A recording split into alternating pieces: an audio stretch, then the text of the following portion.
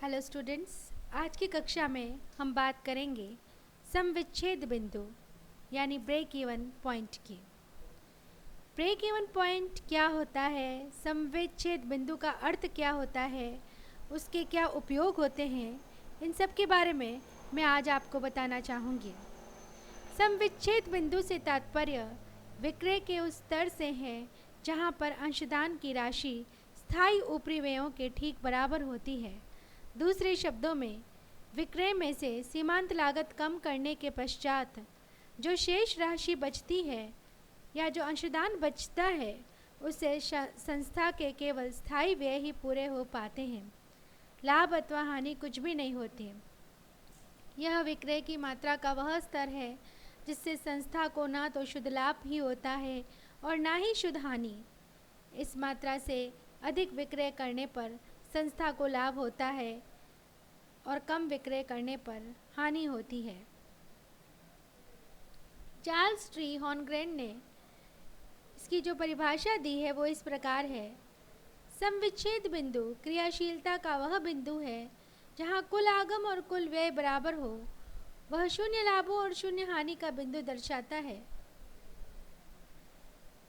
Keller व Ferrer ने कहा है कि किसी कंपनी या कंपनी की किसी इकाई का समविच्छेद बिंदु विक्रय आय का वह स्तर है जो इसकी स्थायी और परिवर्तनशील लागतों के योग के बराबर हो।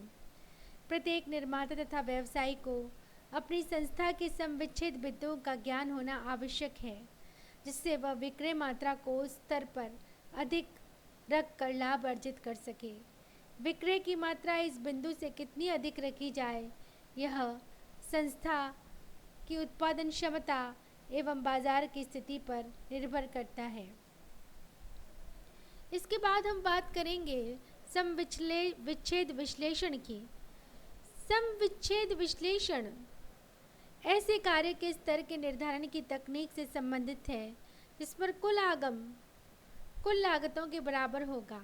इसका अभिप्राय किसी निश्चित कार्य स्तर पर संभावित लाभों का निर्धारण करने हेतु लागत को उसके स्थिर एवं परिवर्तनशील घटकों में विश्लेषण करने की तकनीक है। इस प्रकार यह सीमांत लागत लेखांकन प्रविधि का विस्तार है। यह प्रविधि व्यावसायिक पूर्वानुमान एवं पूर्व कार्य निष्पत्ति के परिणामों के मूल्यांकन हेतु एक उपयोगी प्रदान करते हैं। समविच्छेद विश्लेषण यह इंगित करता है कि किस स्तर पर लागत व आगम में संतुलन होता है। अतः समविच्छेद विश्लेषण से आशय विक्रय के ऐसे स्तर से है जहाँ संस्था को न तो लाभ होता है और ना ही हानि होती है।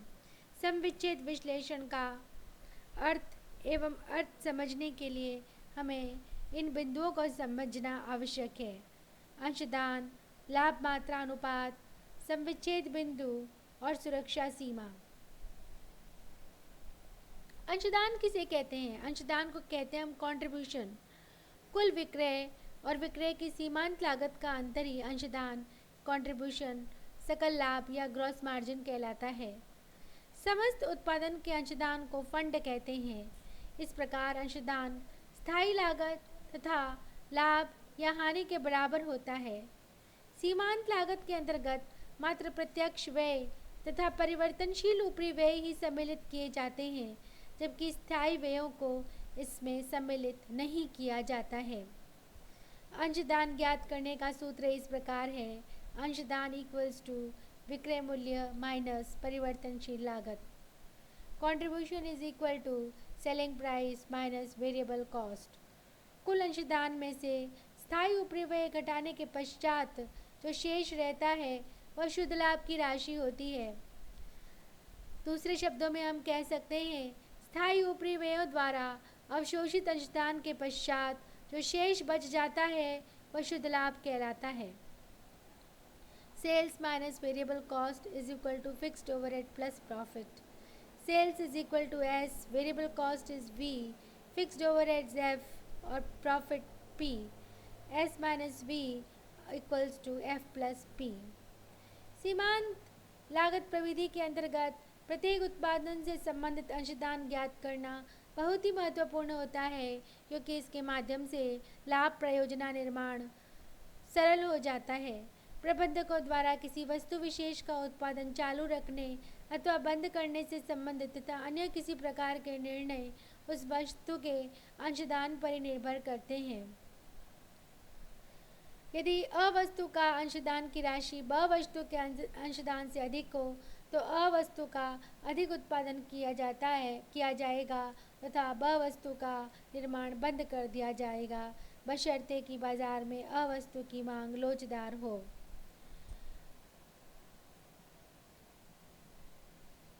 अंशदान के अध्ययन के निम्नलिखित लाभ है।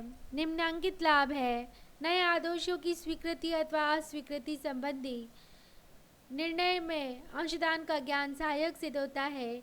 इसकी सहायता से केवल अत्यधिक लाभदायक प्रक्रिया को ही कार्यान्वित किया जाता है। उत्पादन मिश्रण के चयन में अंशदान का ज्ञान सहायक रहता है। जिस उत्पादन मिश्रण से सर्वाधिक लाभ होता है उसे ही प्राथमिकता के आधार पर चुना जाता है। उत्पादन प्रक्रिया के चयन में भी अंशदान का लाभ बहुत लाभप्रद होता है।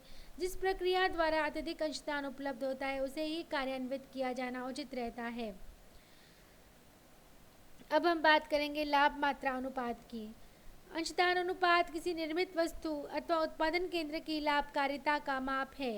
अंशदान की राशि का विक्रय से अनुपात अथवा विक्रय का प्रतिशत ही अंशदान अनुपात कहलाता है। अंशदान अनुपात की सहायता से विक्रय के किसी भी मात्रा पर लाभ एवं स्थायी व्ययों के लिए उपलब्ध अंशदान की राशि ज्ञात की जा सकती है। इसको हम निम्न सूत्र से समझ सकते हैं: PV is equal to C upon S into 100, contribution upon sales into 100, और हम कह सकते हैं F plus P upon sales into 100, या हम कह सकते हैं S minus V upon S into 100। इन समस्त सूत्रों से हम PVR ज्ञात कर सकते हैं। Change in profit upon change in sales into 100, यह विक्रय की राशि और लाभ मात्रा अनुपात को बताती है और इससे हम ये ज्ञात कर सकते हैं। Contribution is equal to sales into PV ratio, और we can say C is equal to S into PV plus P is equal to S into PV। Sales value is equal to C upon PV ratio और F plus desired profit upon PVR। व्यवसाय में लाभ मात्रा अनुपात का प्रेक्षण करना बहुत ही महत्वपूर्ण होता है। इसकी सहायता से सम विच्छेद बिंदु और परिवर्तनशील लागत का परिकलन किया जा सकता है। औद्योगिक संस्था के विभिन्न विभागों की लाभकारिता के संबंध में अंशदान अनुपात द्वारा तुलनात्मक अध्ययन संभव होता है। अंशदान अनुपात कम रह जाने पर परिवर्तनशील लागतों में कमी करने का प्रयास की भी प्रेरणा मिलती है। अब हम बात करेंगे मार्जिन ऑफ सेफ्टी या सुरक्षा सीमा की। सुरक्षा सीमा की मात्रा व्यवसाय की सुदृढ़ता एवं माप की सूचक होती है। बजटीय या वास्तविक विक्रय का समविच्छेद विक्रय मात्रा पर आधिक्य सुरक्षा सीमा कहलाता है। दूसरे शब्दों में कुल विक्रय और समविच्छेद बिंदु पर विक्रय का अंतिम अंतर सुरक्षा सीमा होता है। Margin of safety is equal to actual sales minus BEP sales units, और we can say profit upon contribution per unit. Margin of safety को अगर हमें मूल्यों में ज्ञात करना है तो actual sales value minus BEP sales value और profit upon PVR into 100। Margin of safety अगर हमें प्रतिशत में ज्ञात करना है तो actual sales minus BEP sales upon actual sales into 100। सुरक्षा सीमा के कारण एक फर्म की लाभप्रदता बढ़ती है और उसकी तुलना दूसरी फर्म की लाभप्रदता से करने पर सुरक्षा सीमा का प्रयोग फर्मों की सापेक्षिक स्थिति को व्यक्त करने के लिए किया जा सकता है। यदि यह सीमा ऊंची या अधिक है तो इस तथ्य का संकेत होगा कि उत्पादन या विक्रय की मात्रा में पर्याप्त कमी होने पर भी लाभ बने रहेंगे। इस प्रकार इस क्लास में हमने सम विच्छेद बिंदु, सम विच्छेद विश्लेषण, PVR, सुरक्षा सीमा इत्यादि का अध्ययन किया। आशा है आपको ये सब समझ में आया होगा। धन्यवाद।